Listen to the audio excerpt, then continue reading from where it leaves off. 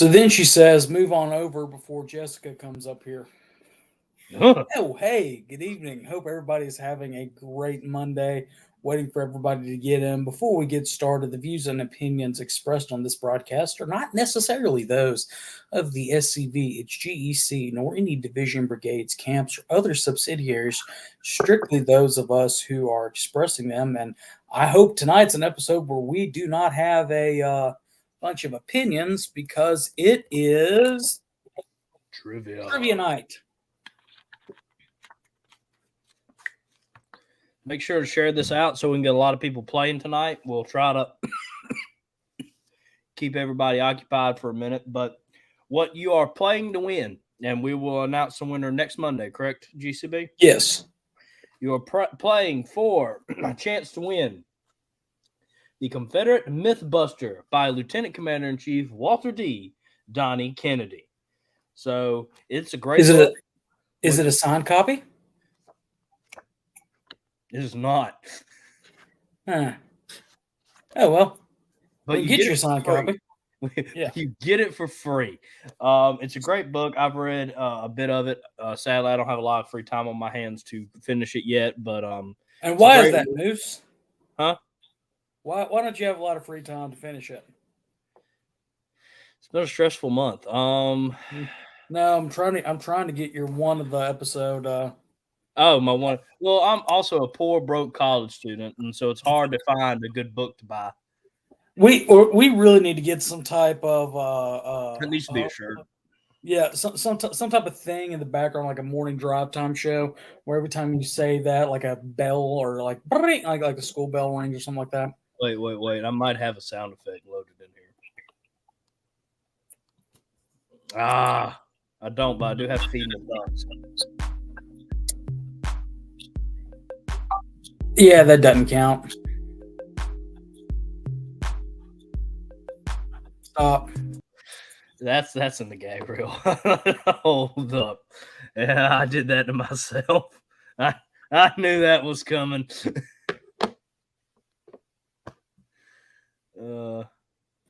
Yeah, a moose call. A moose call would be very appropriate. Past Commander-in-Chief Paul Gramling, Jr. And yes, Carl Jones. He can pronounce words, just not very well. He is part moose after all.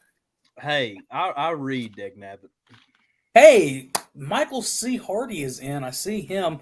Michael, I hope you are doing well. I saw the pictures from your past living in the past weekend. Hope y'all had fun with that in North Carolina. Of course, Paul Gramling, we saw in there. Jason Lloyd, nice to see you. The man, the myth, the Lone Ranger, Chuck McMichael is somewhere in there.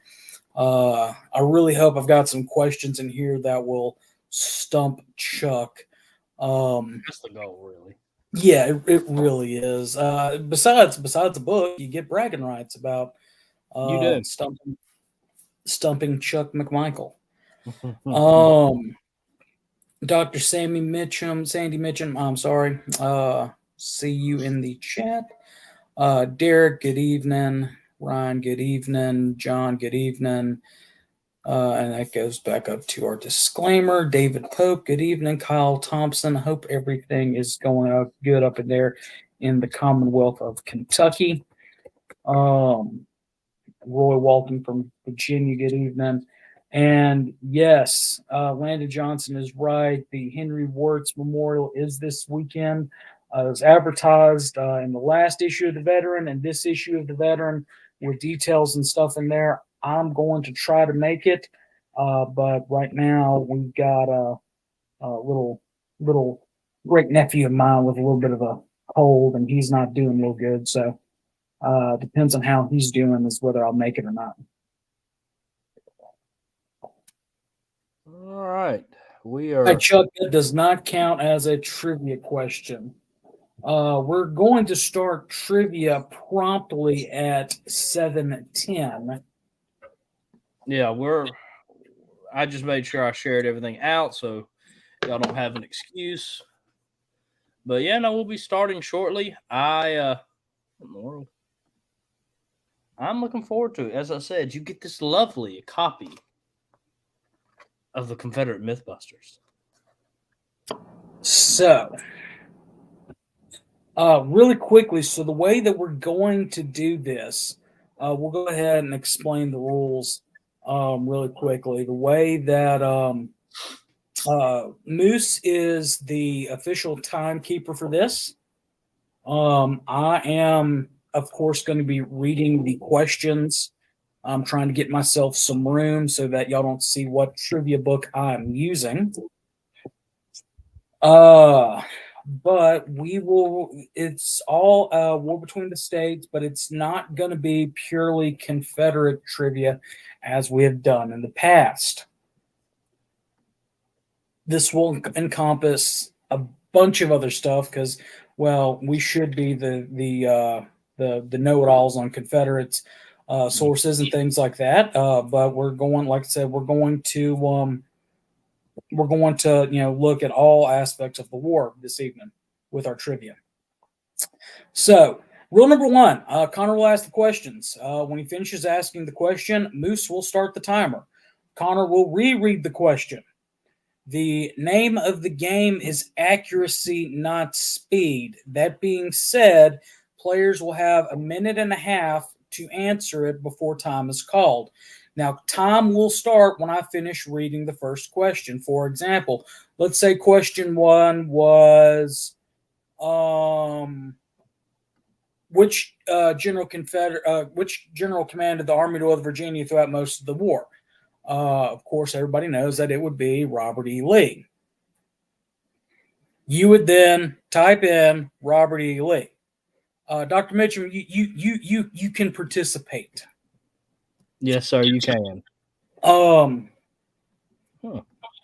Anyway, you'll have a minute and a half to type that into the chat.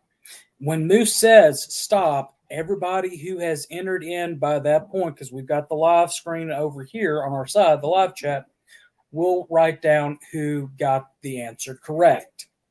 The name of the game, it is not a percentage accuracy, it's most number of questions. Reason why we're doing that is, some questions may be shorter, some may be longer, so we're not going to have a set number of questions. But we are going to be able to, we don't want to punish those who are tuning in late to the show. We want to give them a chance to participate and win as well. So yes, that's answered rule number one. Some things to remember: spelling does not count.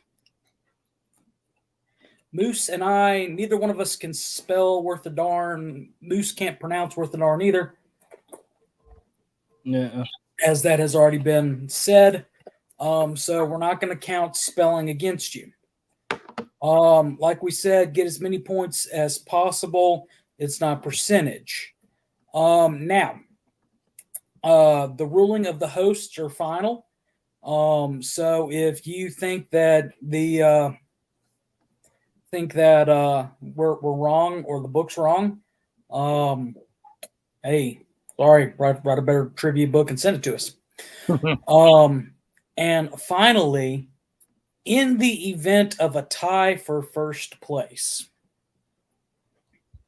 in the event of a tie for first place, we will pick the winner based on the rules of Chathead of the Year, meaning that we're going to look back at all the shared episodes and things like that, who's actually shared, who's subscribed to the website, who's doing what we've asked y'all to do, who's done the one click, all that good stuff.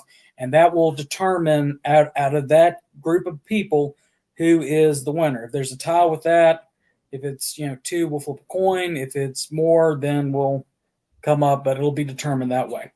But according to my clock, it is 7:11, and so we're actually a minute behind for our first question. So get ready to go, everybody. Our first question will be as follows. Name the that's not a good one. Sorry.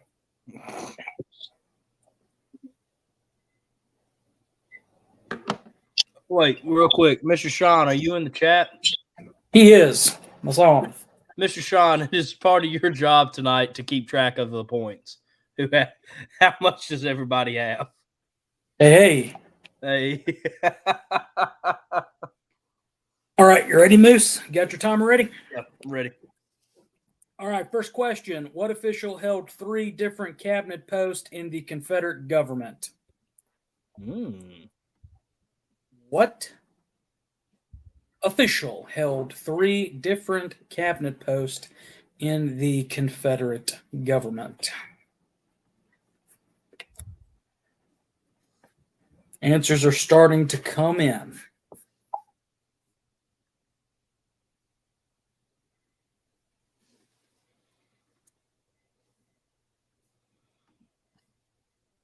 Keith, I just saw that you came in. The first trivia question for tonight is, what official held 3 different cabinet posts in the Confederate government?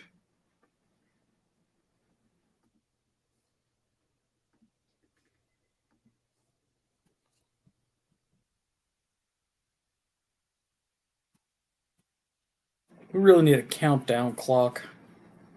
We really do. I might see if I can. I cannot. Oh, well.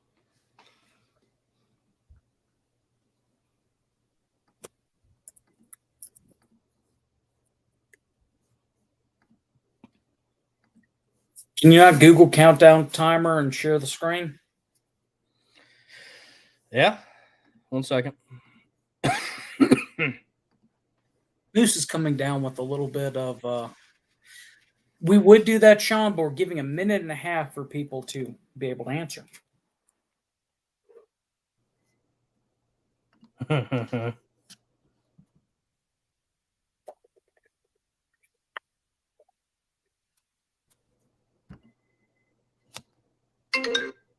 Time's up. Time is up. The correct answer is none other than Judah P. Benjamin, aka the Smiling Lion. Benjamin was a New Orleans attorney before the war. He was the first Jewish man in on the North American continent to not only hold 1 cabinet position but 3. First Jewish man to serve openly in the United States Senate as well, and only member of the Confederate cabinet who did not own slaves at the time of the war. Hey. Benjamin is a well underestimated, unsung hero of the Confederacy. All right. Question 2. You ready, Moose? Yeah. Question 2. All right. Let's hear it. All right. What were the ironclad, Fort Sumter, Headquarters USA, and the Blue Goose? And time has started. What were the ironclad, Fort Sumter, Headquarters USA, and the Blue Goose? Got to be on your A game tonight, gentlemen. Like I said, and ladies that are watching. As soon as you know the answer, go ahead and type them in the chat. You got a minute and a half to do it. Who got the last one? So the ones that got it the last time was Chuck Mack. All right. Chuck Mack got it. Dave Perkins got it. Robert Corbin got it. John, I can never pronounce his last name, got it. David Pope got it. Jason Lloyd got it. Carl Jones got it. Samuel Mitchum, Dr. Sandy Mitchum had it at first, but he changed his name. So he did not get it. Ron Rogers got it. I think I mentioned Robert Horse 53 from YouTube got it. Oops. So yeah. Jack, what were the ironclad, Fort Sumter, Headquarters USA, and the Blue Goose?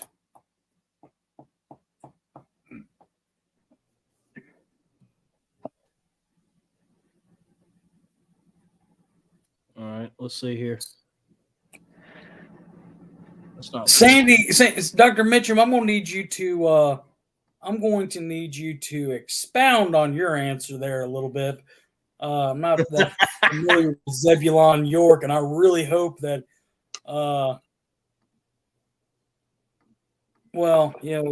yeah, leave that. All right, time is up. All right, time is up. We're going to accept Jason N. Lloyd's answer as a correct. Sean, I think yours is just a little bit too safe. They were notorious Washington, D.C. bordellos that operated during the war. Do you know what a bordello was, Moose? I do not. Whorehouse. Haha.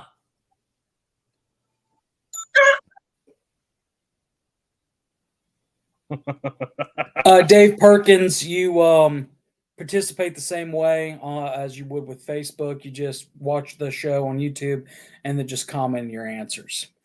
Jack, that's why I knew you wouldn't get it.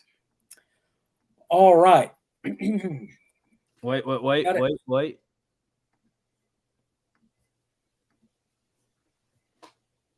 Hey, there we go. All right. You ready, Moose? Let's see. You ready, chat heads? All right.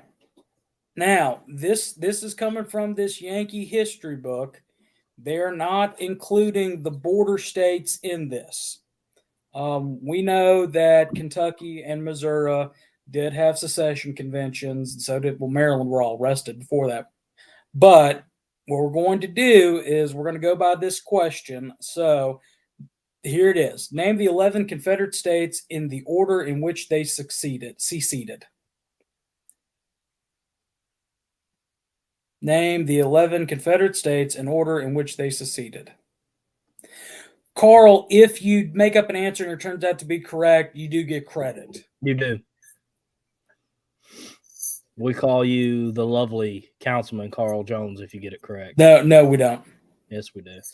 Love the words lovely and Carl Jones don't go together. By the way, Carl, really hope that you have a great Friday, as well as Charles LeRae, ATM councilman, as well as all of the Marines that are in the SCV.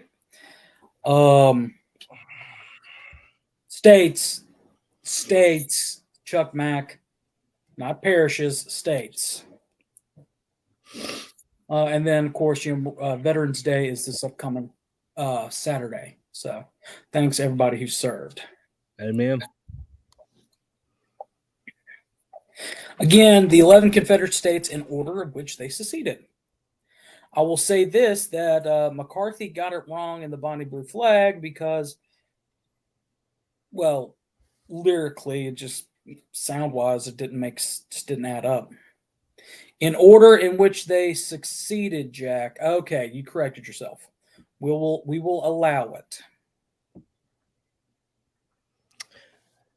5, 4, 3, 2, 1.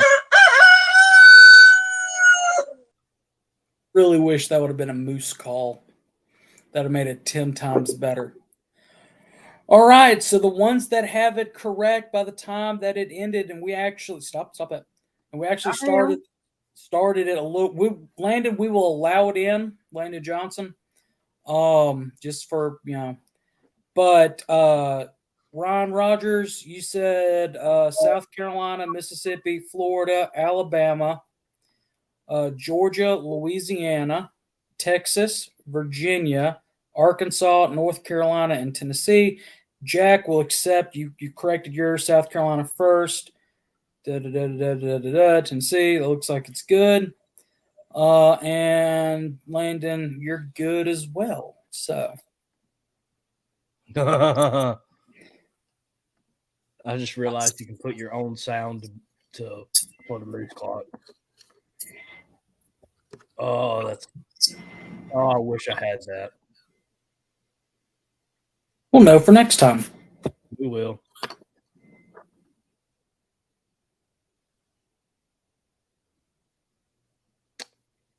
There it is. Ooh, this is a good tough one.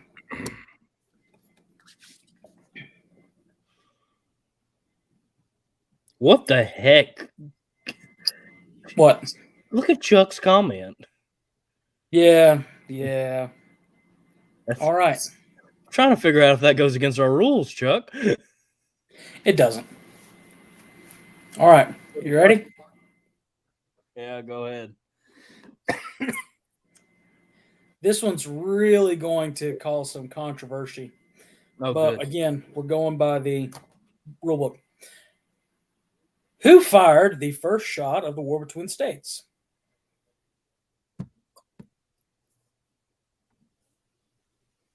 To make it more fair, to stop the controversy on it, we're going to talk about on Friday, April 12th at 1861, specifically 4:30 on Friday, April 12th, 1861. Who got all the last ones correct? Did we name them? Yeah, we did. Landon Johnson, Jack DuPont, and Ron Rogers. Okay. Just trying to help out our poor Mr. Sean in the background. Yeah, 45 seconds. I don't think any. Chuck. We're going to be very specific on this, and we'll give some extra time. We're talking on Friday, April 12th at 4:30 a.m.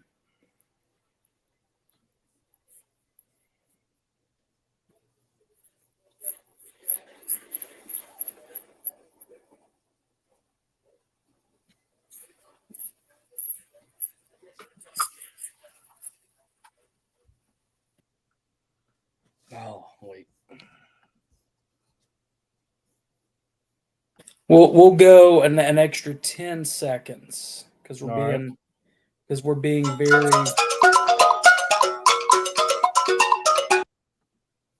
That's I'm glad you're happy about that. I'm glad that makes you happy. It's making me feel 10 times better. Good. All right. I'm going to go behind the scenes and get this moose call. Okay, so only one person actually got it correct. According to the book, again, remember we're going by what the book says. The first shot of the war came at 4:30 a.m. Friday, April 12, 1861, when Captain George S. James, commander of Confederate artillery at Fort Johnson overlooking Charleston Harbor, ordered Henry S. Farley to fire a 10-inch mortar beginning the bombardment of Fort Sumter. So, Jack DuPont, you got that one correct. Good job, Jack.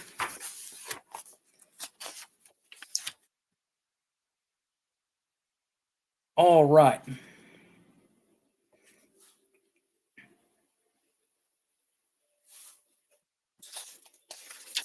Trying to find a good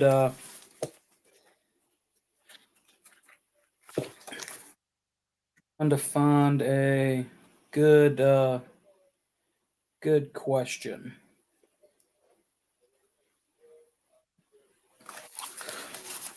All right, Moose, you ready? All right. What Confederate officer refused orders to burn Chambersburg, Pennsylvania? What Confederate officer refused orders to burn Chambersburg, Pennsylvania?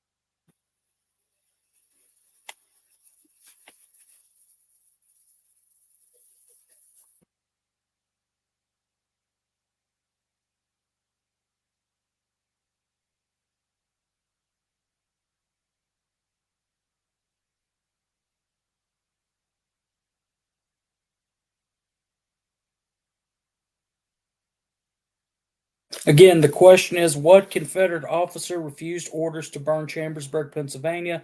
You still got some time to answer it.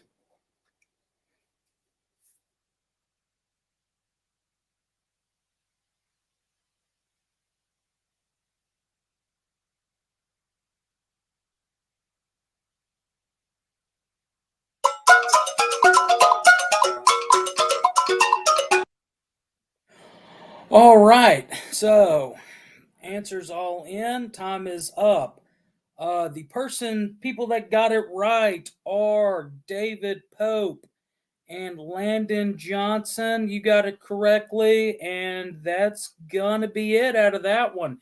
On July 30th, 1864, Confederate General Jubal A. Early ordered the residents of Chambersburg to pay $500,000 in ransom or have their town burnt in retaliation for federal destruction of civilian property in Virginia.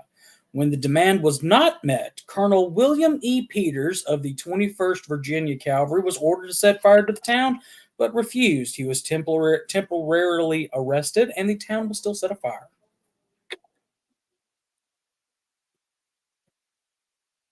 No, Chuck. Early ordered for it to be burnt. Uh, Peters refused. That was the question. Who refused? So,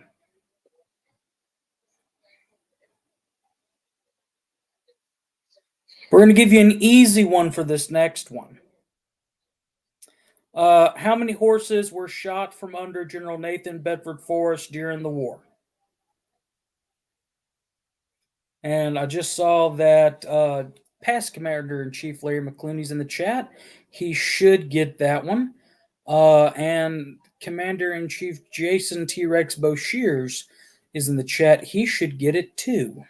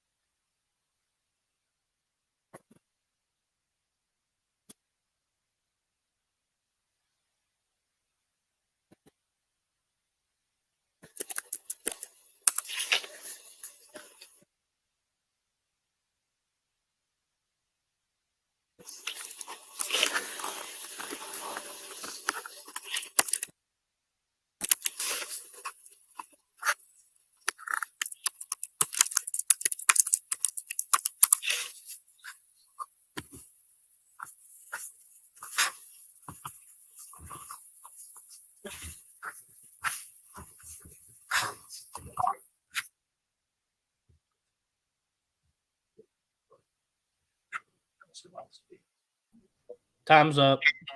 Time is up. The correct answer is 29, but he killed 30 Yankees. So he ended the war one ahead.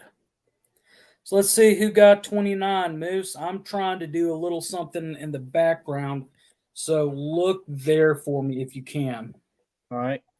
1 second. All right. So let's see who got 29. I think Dr. Mitchum did. He did. Jack got 2. So let's see here. Dr. Mitchum. Oh, we can now mess with past Commander in Chief Larry McClooney. He got it wrong. He did. It's only Dr. Mitchum who wrote a book on General Forrest. I got look at What? just poor past Commander McClooney. Well, I've got a question here in the next little bit when I do the image portions. You better get. 1 minute. I'm trying to fix the Oh, don't worry about doing the. Don't worry about. No, I've already gotten it halfway set up. All right. Well, while you're doing that, it's time for another trivia question.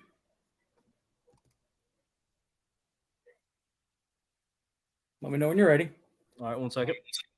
Gerald, even though you are late, you can still play trivia with us. All right, it is ready. It's glorious. It's beautiful. All right. What Mississippi general was killed leading Confederate troops in an assault at the Peach Orchard at Gettysburg?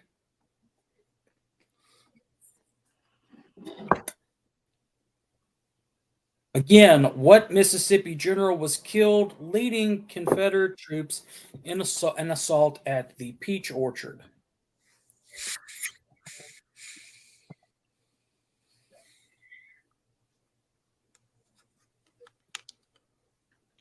Hey, I know this one. I hope so.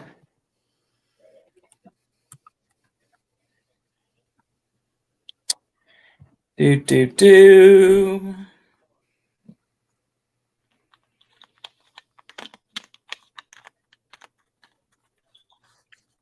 Do, do, do, do.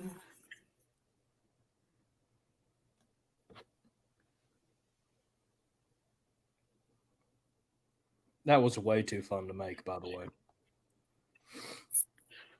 way. That's my greatest achievement right now in life.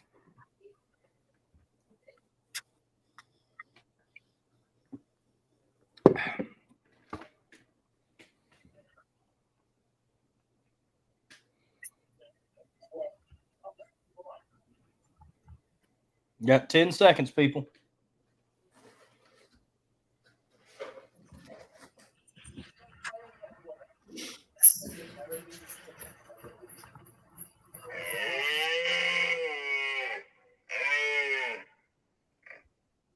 Huh. That wasn't as glorious as what I was hoping.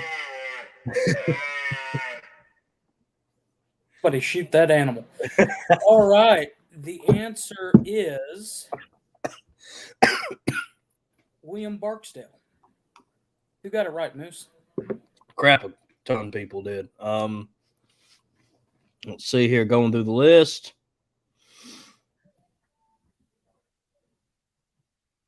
Starting off with Jason Lloyd, Larry McClooney Jr., Dr. Samuel Mitchum, Chuck McMichael, Ryan Rogers, Gerald Nelson, John, and I am so sorry for how I'm about to pronounce your last name, Blair. Let's go Blair. Robert Corbin, Landon Johnson, Dave Perkins, David Pope, Jack DuPont, Keith Gregor. We need to discuss Carl. Leading Mississippians. Yes. They're Carl. Do we count? Anna keeps trying to call me. We'll count Barksdale. We'll count Barksdale. So Carl Jones, so Mr. Sean, those are all the people who have a point. That we do have a confirmation that this is in fact a moose call by our moose expert, Chuck McMichael. No, Jason, is not a mating call. Mating call is different. All right. Well, we wanted to throw some easy ones out there, but hey, this is one of the things I was working on. No, Ready for it, Moose? No, I'm not. Go ahead. Name this Confederate officer.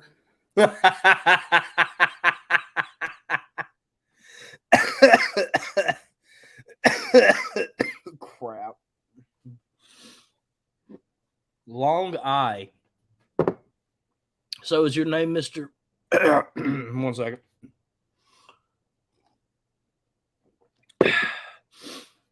Is it Greg? You're gonna have to come up to me. I'm sorry. I'm absolutely awful with pronunciation, and it's only gonna get worse because the more, even if you come up to him and tell him how to pronounce it, he's not gonna get it right. No, I called Connor Conroe for about 2 years. Yeah, Finally had to punch him to make him do it right. Yeah. No, I had to fall down a group of stairs. Funny Yeah, enough, at past Commander-in-Chief Larry McClooney's house, Connor just pushed me down some of his stairs, and all of a sudden I could say his name. did you learn a lesson? Yeah, I did. Got Okay. 30 seconds, people. 30 seconds.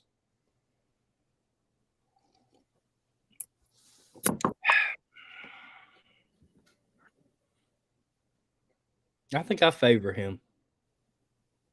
No, you don't. I know. I already got my lookalike, and I'm very pleased with my lookalike. You're just looking like.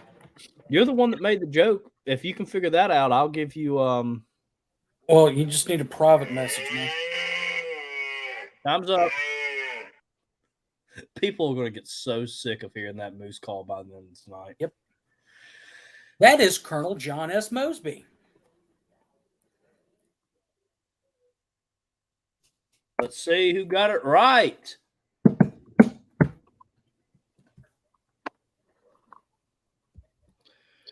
Let's see here.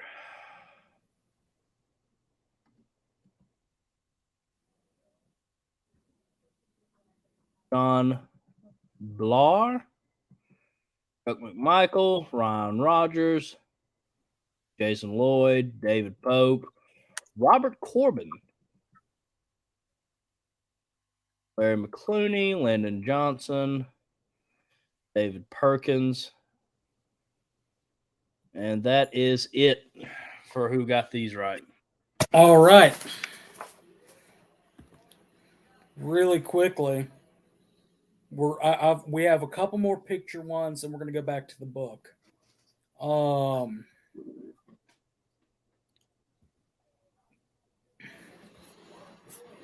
right, you ready for it? Oh, we ready.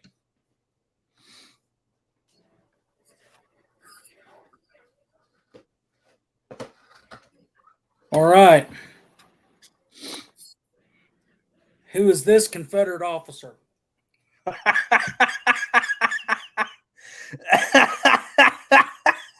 Crap.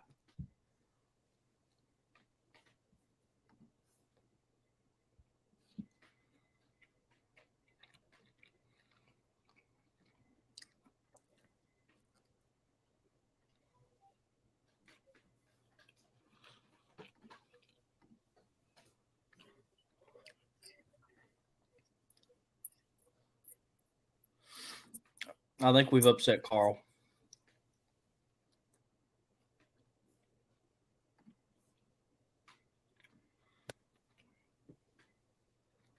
This ought to make some people happy. He does remind me of Carl. He looks like Carl with a full beard. That's not a full beard. I don't know.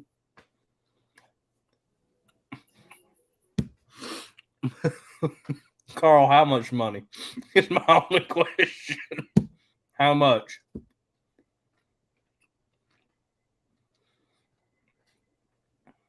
That's all I need to ask. Just how much, Carl?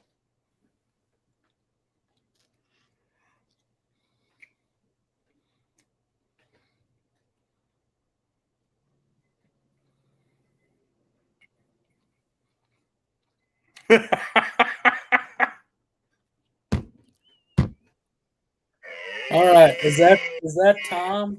Is Yeah, that Tom? Okay, so the reason why this question. Finally, Dr. Mitchum, we got Zebulon York right.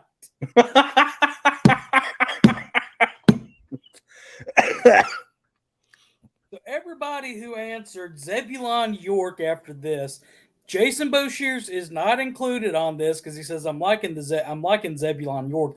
That's what made me want to throw it up there. David Pope will consider that one because you said I was there when York, so answer New York. Carl, no. Jason and Lloyd, yes. Samuel Mitchum, yes. David Pope. We're going to go with your first one. Chuck Mack, sorry, that's not Bushrod Johnson, although they do look similar. Landon Johnson says York. Sorry, McClooney, that's not Bushrod Johnson. So yeah, it kind of was a setup, but yeah, we had to throw that one. All right, how comment really quickly. Two questions real quick. Yes. Or one statement and one question. Carl, money to shave your head and grow out your beard like this, how much money would it cost? You Second, ain't got to pay it. and we don't have to pay it, but how many times has Dr. Mitchum gave York as an answer to a trivia question? About 15 times tonight. So we've given you, we've thrown Zebulon York at you, Dr. Mitchum.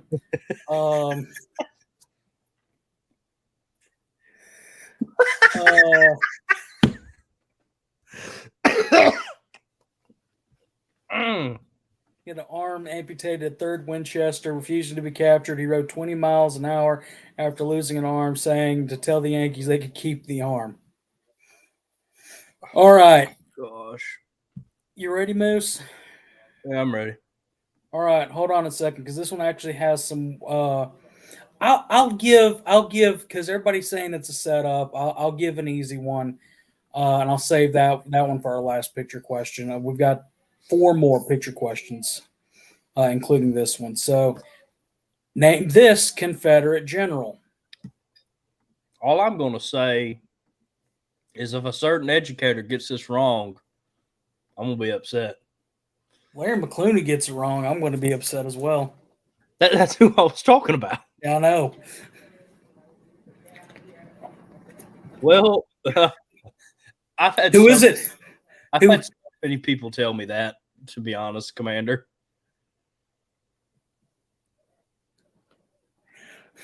One minute, Connor. I'm going. You better change your answer there, McClooney, because you better put it right. Because as many times as you've gotten on to me about that.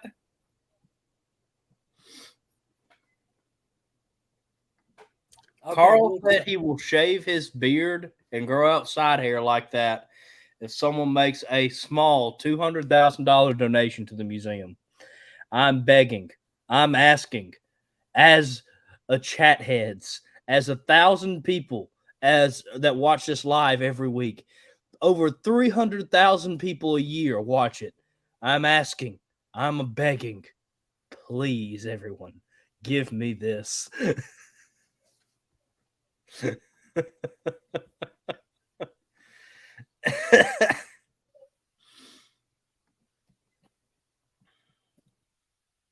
Four, 3, 2, 1. All right.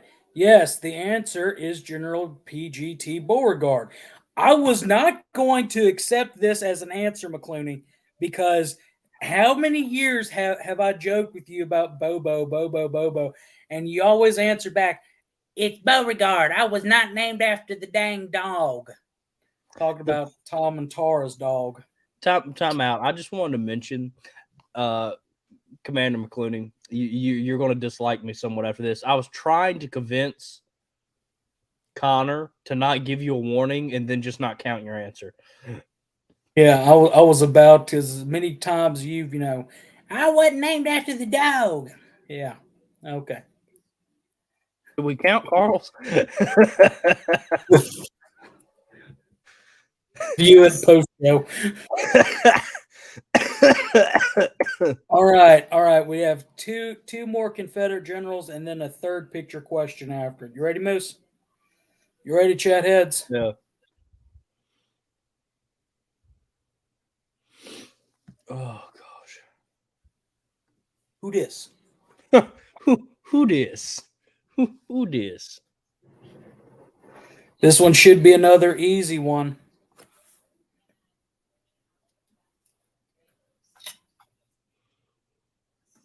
Oh, I just got a flashback to a song.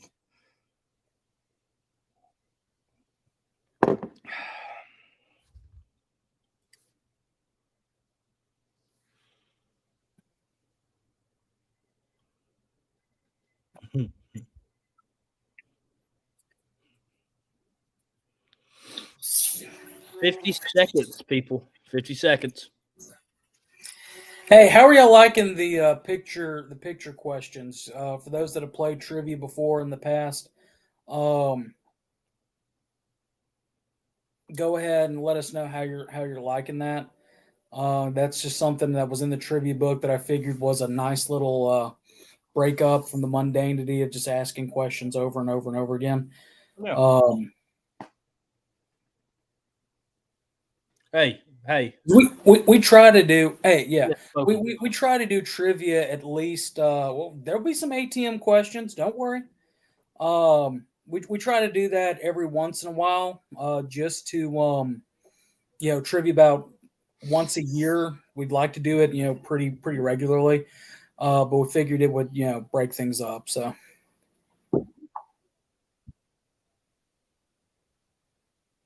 you're right, Paul Gramling.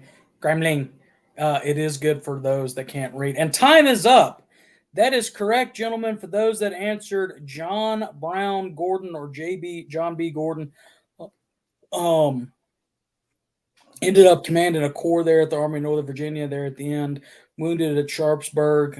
Just a real, if you ever read the account of his woundings at Sharpsburg, it's a miracle he survived. Yeah. So, all right, picture's going to get a little bit tougher now. Ooh.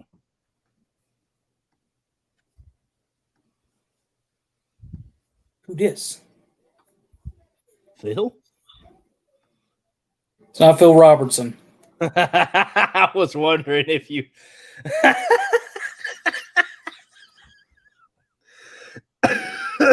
Oh, this is not good for me. Although I do like his mustache. That is a phenomenal mustache. That mustache game is on point.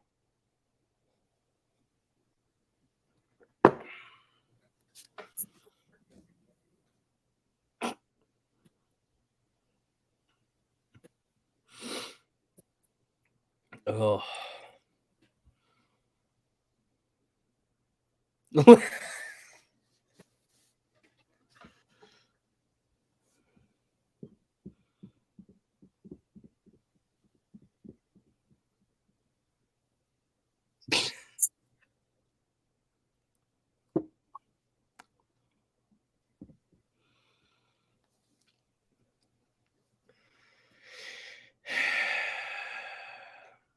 Carl. Oh Lord. I'm afraid to know what he even said.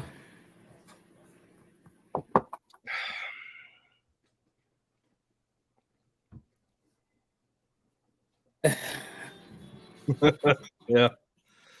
Yeah. Time's up. Is time up? Yep, time's up. All right, that is William Mahone. William Mahone. I really, really like his jacket. That is a very nice jacket. All right, as we know, the Confederate, especially if you paid attention to the first half of this season, the Confederate government viewed it, and we still view it, as a second War of Independence, and hearkened back to the War of Independence. And we put on the Great Seal of our government a Virginian. Here is the Great Seal, who is pictured there in the center. I'm so happy I'll let you finish that question. Because you know what I was about to do. No, don't. Oh, I'll just wait. Can I answer the question? No. Yes, let me. I think I just put it in the private chat. Yeah.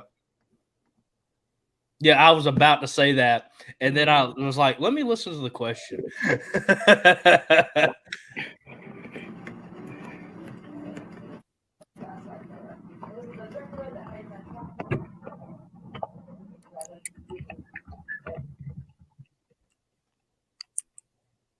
What are you doing?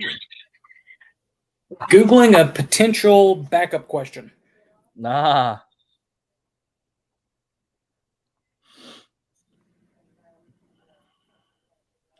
Hey, Mr. Sean, where is everybody's point standing at right now?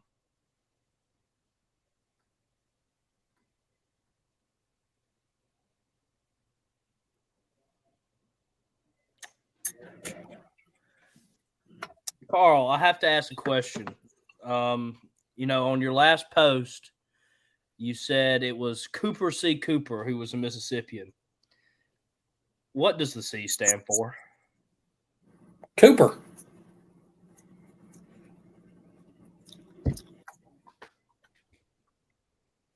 And that is those who answered George Washington. That's correct. George Washington. That is George Washington. But hey, you know what? Before we pull the picture down, Ryan, Jack, Jason, Landon, Jack, you answered it twice. Robert, Jack, as long as we can make out what you're saying, although Hyington is not him, but you corrected it. David Pope, Keith, John, David, Mac. I've already given you one, Zebulon York. I'm not giving you another one.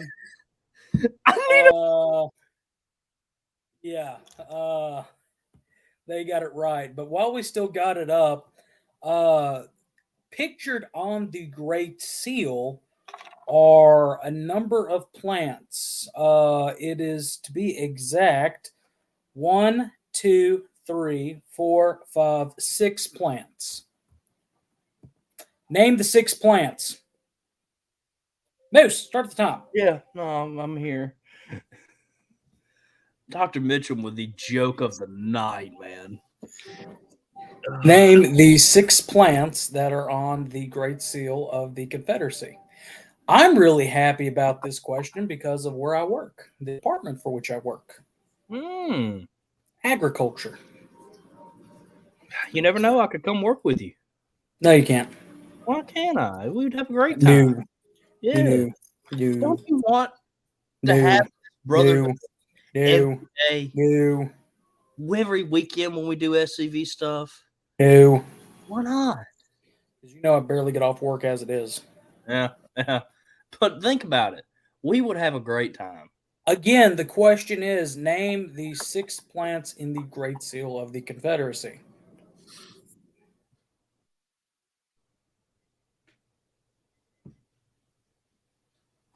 I want to name my kid Cooper just for you, Carl.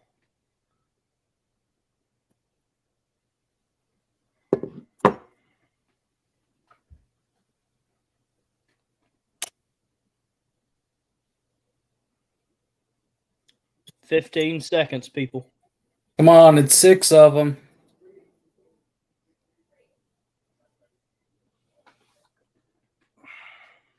I was about to be hurt if past Commander-in-Chief Chuck McMichael didn't throw in a and nobody got it right. No one. Nobody got it right. Wow. In its description, it is wheat, corn, tobacco, cotton, rice, and sugarcane. The more you know. Because I didn't know the answer to this one. I'll be honest. Got to throw some hard ones out there. Y'all saying, oh, you're giving me some gimme ones. You give me some gimme ones. Hey, Moose, really quickly, who's sponsoring our trivia game tonight? Well, the people who are sponsoring tonight's trivia is the Kennedy twins in their most recent book, Jefferson Davis, High Road to Emancipation and Constitutional Government. Wait, they write books? Huh, they do? What's this one about? Jefferson Davis, High Road to Emancipation and Constitutional Government. It's about how Jefferson Davis was a leader of the high road to emancipation. He looked for a day which slaves be prepared to live in and participate in society. He did more, though, than advocate for this high road to emancipation. He practiced his beliefs of the ultimate emancipation of Southern slaves. And many of his former slaves left for prosperity in their testimony about their former master who prepared them to be self-sustaining members of society. You can get the Kennedy twins' most recent book, Jefferson Davis, High Road to Emancipation and Constitutional Government, available at www.kennedytwins.com and most online bookstores, including www.scv.org and www.visitbovois.org, both listed in their respective websites. And, of course, tonight, the trivia question winner will get the Confederate Myth-Busters, also by Lieutenant Commander-in-Chief Walter D. Donnie Kennedy. And, of course, the Jefferson book is made by both the Kennedy twins, so you get twice the knowledge. Do you want to take a Pop-Tart break or? Yeah, commercial. All right. We'll be right back after this Pop-Tart break. Well, the guys are on the break now, don't know where they've gone to. Let's go to the kitchen and get ourselves a treat.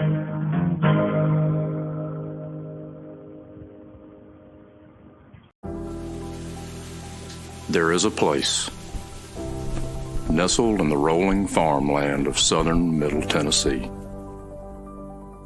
A home, constructed in 1837, nearly lost to the ravages of war. Saved by a servant and a Confederate general.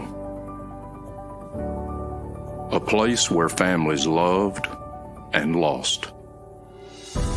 If walls could talk, what stories could be told? If a place, a home, can feel love, loss, pain, surely this is one of those places. Nearby is a more recent structure, and inside are the stories of heroes and heroines, stories of battles won and lost. Stories of sacrifices made by the people of its native soil. A place that will tell the true and complete story of the Southland and the war fought for its freedom. From the causes that led to the conflict to the modern-day struggles to protect Southern history.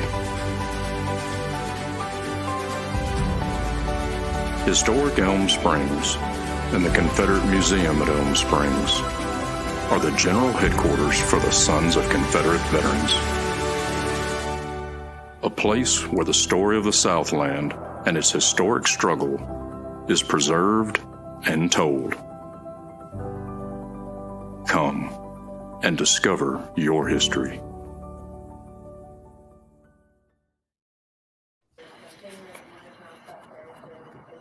We are back. You're eating pizza. That I am. All right. Y'all ready for it? Here it is. What Confederate unit adopted this motto, Lincoln's life or a tiger's death? What Confederate unit adopted this motto, Lincoln's life or a tiger's death?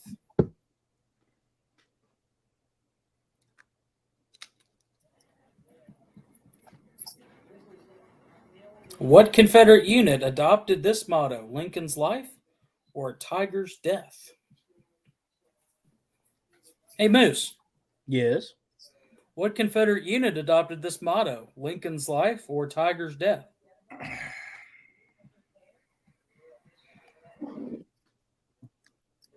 Third Mississippi Infantry. Dang it, Chuck Mack, you're making me have to Google.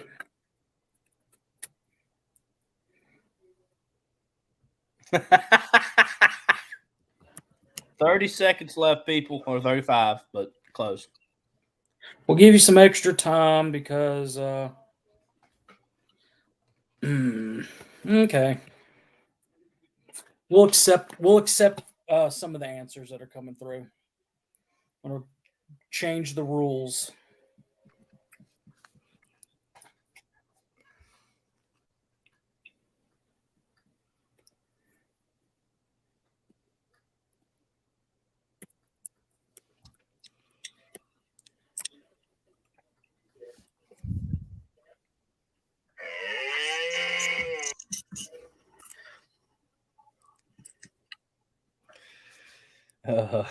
We will accept Wheat's Battalion, 1st Special Battalion, Louisiana Volunteer Infantry. But more specifically, what we were looking for were the New Orleans Tigers rifles that went off to war in 1861 that became part of that yada, yada, yada. We'll accept the first, we'll accept everything except for Carl's.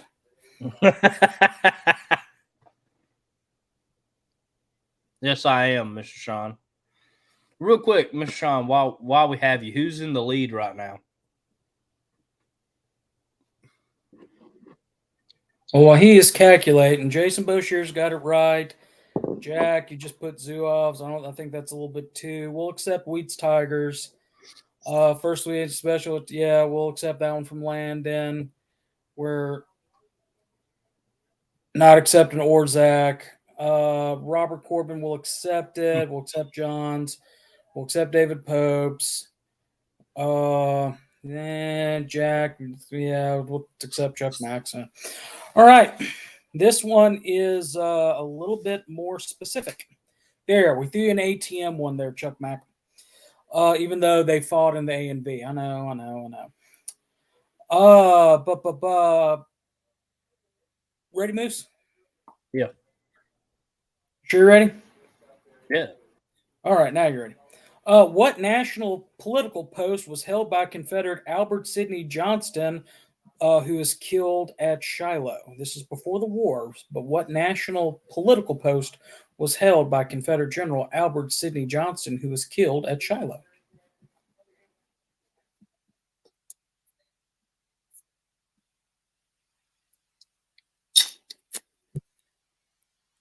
Hey, Moose. What national political post was held by Confederate General Albert Sidney Johnston, who was killed at Shiloh?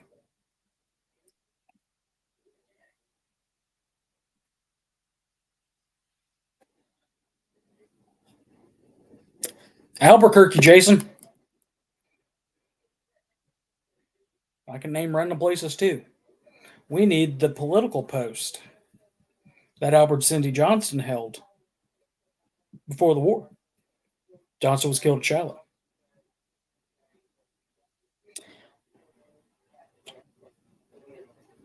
Hasn't been proven, Carl.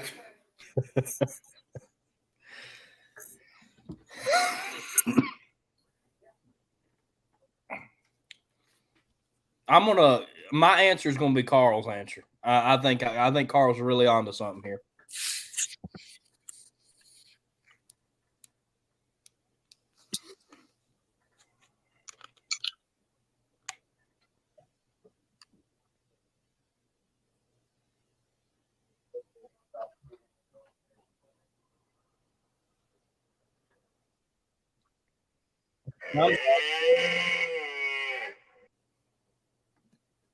Yeah, that is getting old.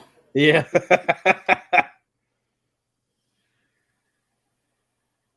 What are you gonna say, Moose? I said that's going to be haunting everyone's nightmares tonight. Yes, it is. So, looking at it, David Pope had it correct. Oh, I was going to say that. Jason Lloyd had it correct. Jack did not have it correct. Ron Rogers has it correct. And Landon, you did not get it correct. He was Secretary of War for the Republic of Texas between 1838 to 1840. How about that? All right. Ready, Miss? Ready. You ready, Chatheads? Hope y'all ready. What Southern governor was mortally wounded in battle as a private? This is a tough one.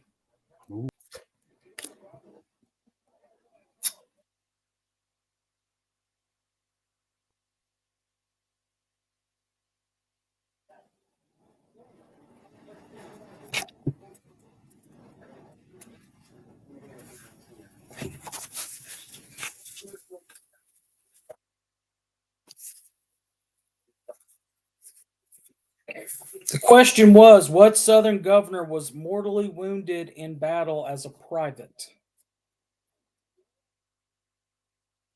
What Southern governor was mortally wounded as a private in battle?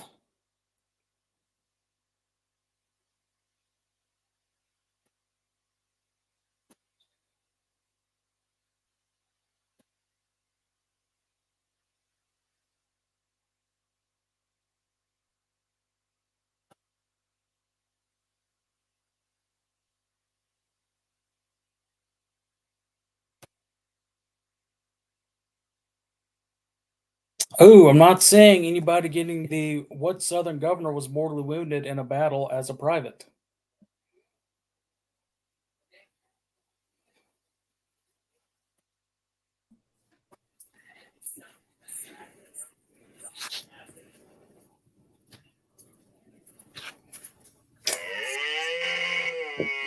There we go. Who got it? Nobody. Well. Sandy Mitchum came in right there, but after the moose had howled, Yeah. it was Jack got it. George. Well, he gave me the state, but I was looking for the name. We need to converse off screen really quickly. Mm-hmm. I'm going to let you make the call on whether he should get it or not. All right. Wait. There's a new feature that we have on the show. What feature? No. Let's see here. Are we testing things we haven't tested before? Yep. Oh, this is going to crash the whole show. Let's hope. All right. So, all right. Oh, Jack's already saying he said no. I asked the name. Wait. No. I want to try this. So we're asking the question.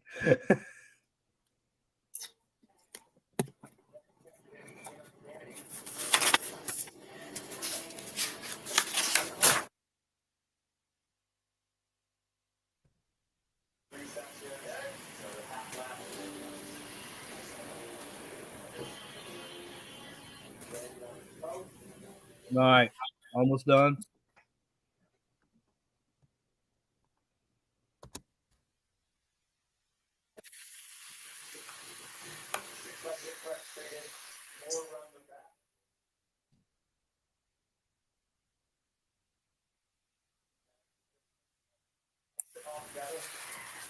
Rolling.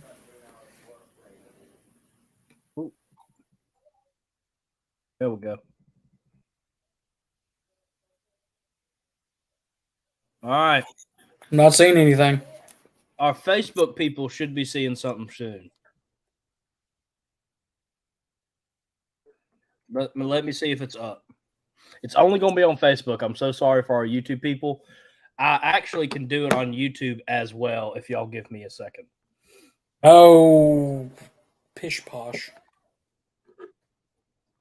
Actually, for YouTube, y'all can just throw in your votes in the chat.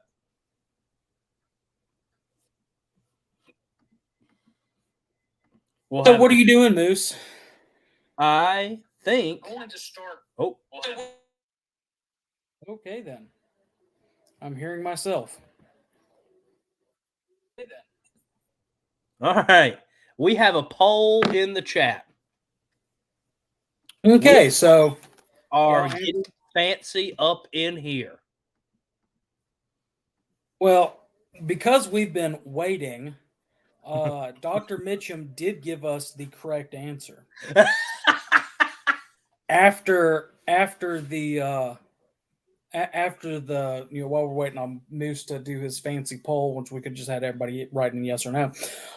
It was George W. Johnson. He was the provisional governor of Confederate Kentucky who went into Shiloh as a civilian military aide. He joined the Confederate Army as a private during the battle and was mortally wounded. So there's that. So Jack said Kentucky, governor of Kentucky. So that's Moose, I want you to let's go ahead and set the timer to a full 2 minutes. Oh, wait. All right. And while everybody writes in this next one, because it's a little bit longer one, the question and votes as well. At the Battle of Franklin on November 30th, 1864, 6 Confederate generals lost their lives. Name those generals. All right, we're going to close the poll. Let's see here.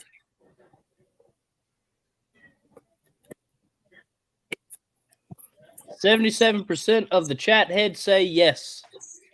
All right, Jack, you got the point.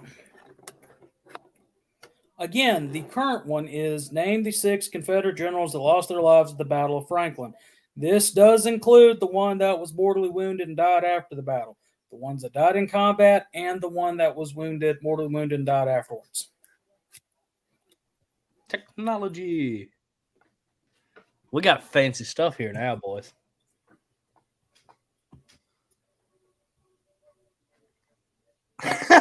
Thank you, Chuck Mack. I was thinking it, but you said it.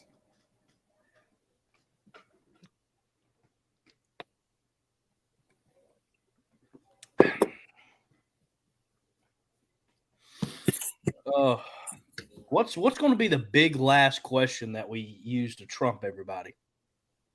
Hold on.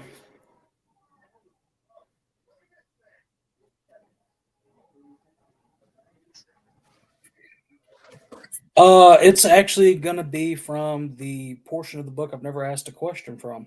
Ooh.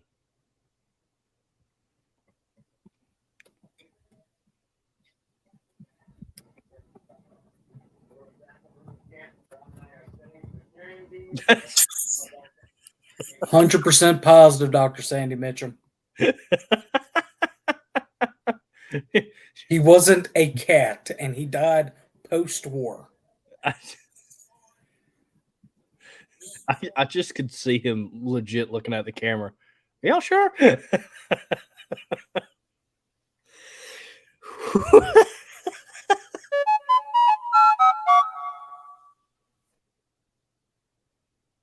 Thank you, Carl, for that lovely answer.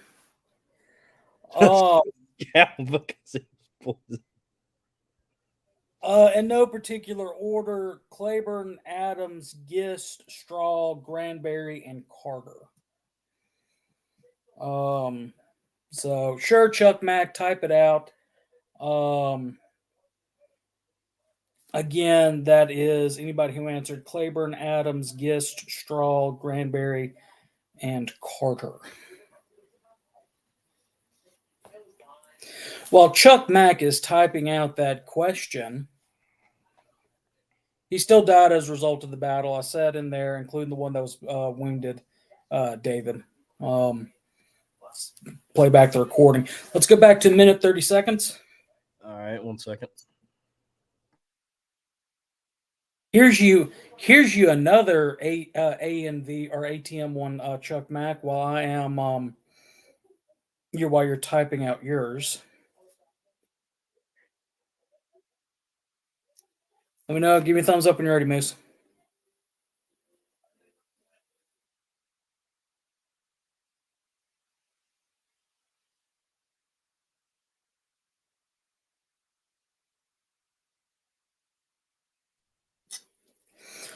All right. How many men did Lieutenant Dick Dowling of the Confederate Davis Guards command when he and his troops withstood the advance of 3,800 Union troops at Sabine Pass, Texas, on September 8th, 1863? Again, how many men did Lieutenant Dick Dowling of the Confederate Davis Guards command when he and his troops withstood the advance of 3,800 Union troops at Sabine Pass, Texas, on September 8th, 1863?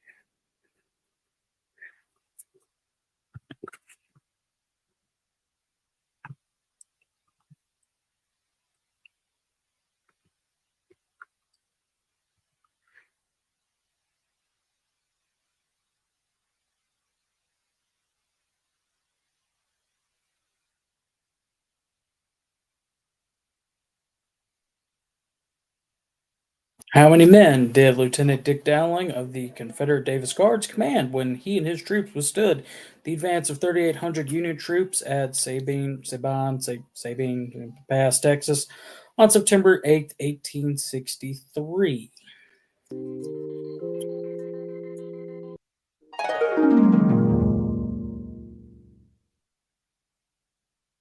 That was weird. All right, so, and I had to Google it to make sure that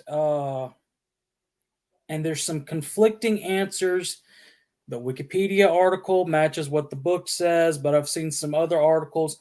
So we will accept anywhere between 43 and 47. So we'll give it to Ryan. We'll give it to Pope.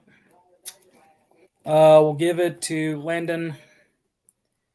We'll give it to Dr. Mitchum. We'll give it to James. Not giving it to Chuck Mack. What about me? No. Oh. Well, Chuck Mack, we usually don't allow other trivia questions in. Sandy Mitchell's already answered it. So, but as for a bonus point, I just want to point out Carl purposely sent his in late.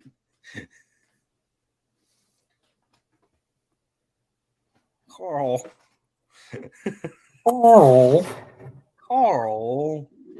That kills people. All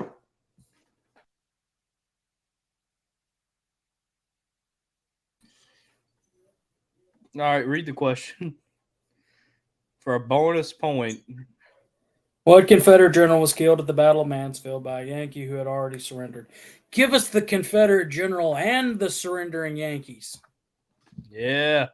Yeah, there we go.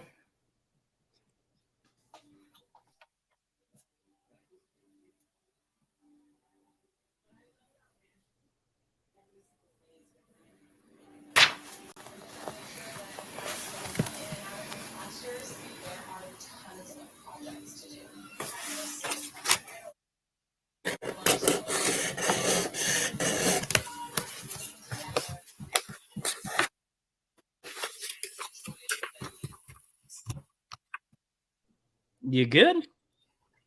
Who, me? Yeah. Yeah. Uh-huh. Despite the fact that Carl has cornmeal in his eyes. That's tough.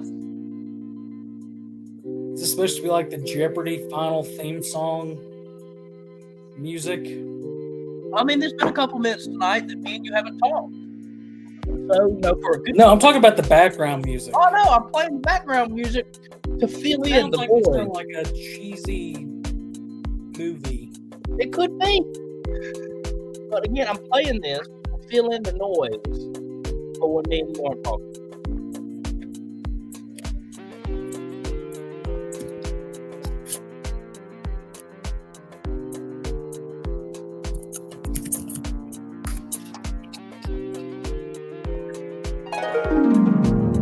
Thank God for that.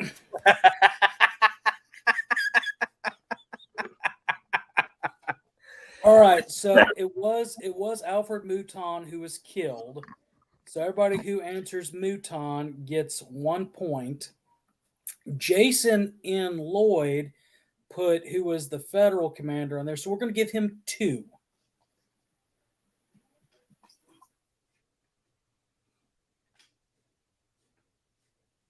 Good job, Jason. All right, you ready, Moose? Oh yeah, I'm ready. This is a very easy one. This is a shout out to Calvin Hart down there in Florida. What was Kirby Smithdom? What was Kirby Smithdom?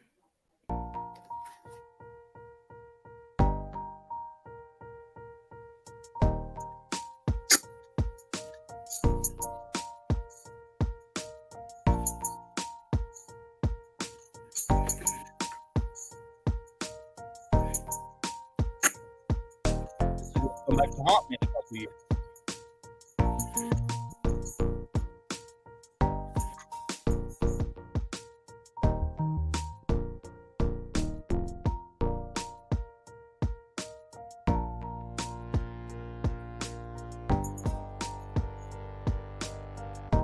I'm trying to keep it straight. This halftime entertainment provided by SCV Chat.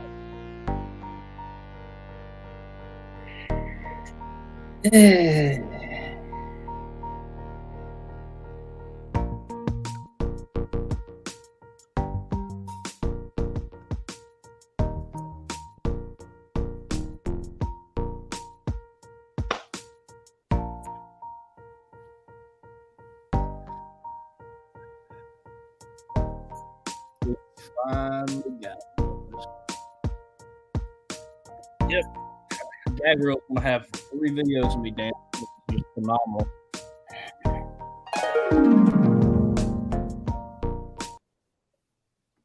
Time's up. Well, I believe it's safe to say I've broke GCB. Well, that was definitely colorful. Hey, Yeah, it was the Army of Trans-Mississippi Department. we wanted to give this one out to our good friend Chuck McMichael. Okay.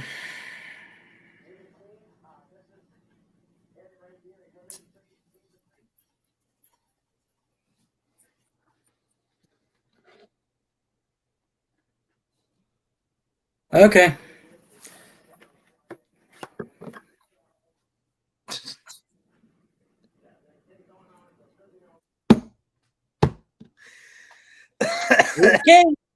That can of worms. Be ready for the close of the show. Final question of the evening. All right. We'll give y'all 2 minutes for this one. Yeah. Oh no. No, make it a hard one. No, it's gonna be a hard one. Good. Let me find some good music. No, don't.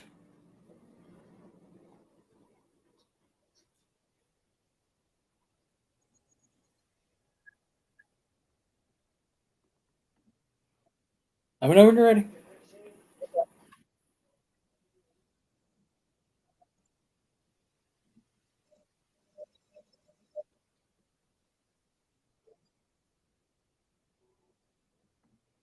It's ready. Oh, starting. Okay. Where was the Confederate States Naval Academy? I cannot wait to see this one. Navy question.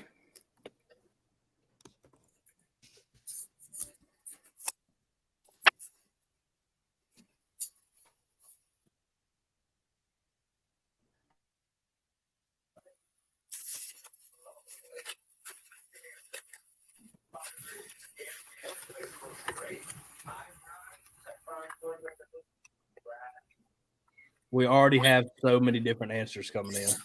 Yeah, and if you give us the name of the ship that it was connected with, you'll get an extra point.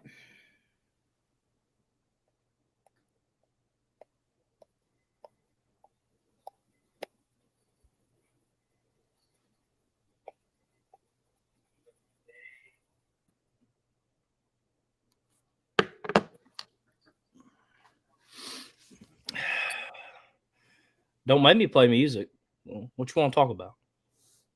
So I think next week we're going to force Dr. Mincham on to come on and talk about Zebulon York.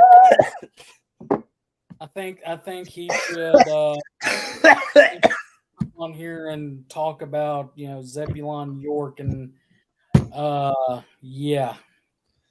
I think that is a proper punishment is to come on here and talk about Zebulon York next week, Dr. Mitchum. Well, we're actually supposed to be having Dr. Mitchum on shortly. Well, he can come on next week and talk about Zebulon York. We can set up a date for that other time you want to come on, Dr. Mitchum. I wonder if there's a Zebulon. I think there is a Zebulon York camp. No, that's a Zollicoffer camp. Sorry. Dr. Mitchum will start one. Don't you tempt him. Yeah. All right. Last news call made its final return. All right, so where was the Confederate States Naval Academy? Created in March of 1863, the Confederate States Naval Academy was established aboard the CSS Patrick Henry. So if you've written in the CSS Patrick Henry, you are correct for 1 point. In the James River at Richmond, if you wrote in Richmond, you are correct. I don't like how they say that cadets were selected by congressional appointment and occasionally left for their studies to join in the defenses of Richmond.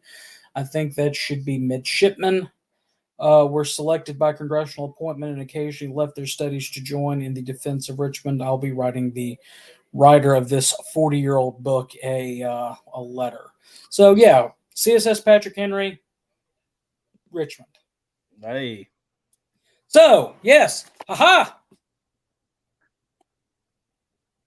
Next week, we're going to have Dr. Samuel Mitchum talking about Zebulon York. Yeah, we're going to promote the heck out of it. Guys, we hope you had fun tonight. We hope that you've enjoyed this trivia contest. We're going to go through, rewatch the episode within the week, and be tabulating the winners of tonight's show. Our person who is in first place will receive what, Moose? This free copy of the Confederate Myth-Busters, written by Lieutenant Commander-in-Chief Walter D. Donnie Kennedy. Remember, the point of tonight was getting the most right, not the percentage of what you answered. I can safely say Carl and Cooper did not get it. However, we'll tabulate it up. If there is a tie for first place, we will determine winner by those who have shared previous episodes of SCV chat out there, who has shared the most, that sort of thing. Because what's the point of sharing just tonight's? That's why we want everybody to share our episode, share our Facebook page, share YouTube. Winner will be announced next week on our show when we have Dr. Sandy Mitchum come on here and talk about Zebulon York. No, Carl, you cannot write the questions for the next one. The next one will all be about Orzac and Millstick Bears and barbecue and Cooper. Yeah, and Cooper. So I hope y'all did learn some stuff. I hope y'all did enjoy it. We try to do this about at least once a year. We may do it some more in the future, especially now that we like the fact that y'all like the picture portion of it. That was just a little added surprise within the last 5 minutes. Guys, if you're ever missing a speaker at your SCV camp, get you a copy of a quiz and fact book, and go ahead and play trivia with your camp. Be a great evening of light entertainment, not only for your camp members, but for their families, stuff like that. I think that's a good option for folks to do. In fact, if my camp commander is still watching, we could probably do that next week. Guys, the reason why we do this is because reason why we do trivia, besides to have fun with it, is because we are supposed to be the authority on all things Confederate. So a little bit of basic trivia, even though tonight we had some tough questions, especially that last one dealing with the Confederate States Navy, is one that we should be able to answer. So that's just my opinion. Hey, I did have a view and opinion. That's my own. Moose, what you doing Thursday night, buddy? Thursday night, we will have the Army of Tennessee on to give an update about the Army of Tennessee. This will be at 7 p.m. Confederate Standard Time. Make sure you email scvyouth@gmail.com, and you'll be on the opening segment of Look Around the Confederation, covering camp news. And then we'll go into our main event of the night, which will be the Army of Tennessee update. Want to thank everybody for watching. Make sure you share this episode. If you think you did good, make sure you share out all the other ones too. Go ahead and get a leg up and fight for first. And we will see y'all this Thursday. Connor, take us home. So in the words of the late and great Harold Philpotts, no Fumar in the elevator. No Fumar in the elevator. Let's let this thing frop.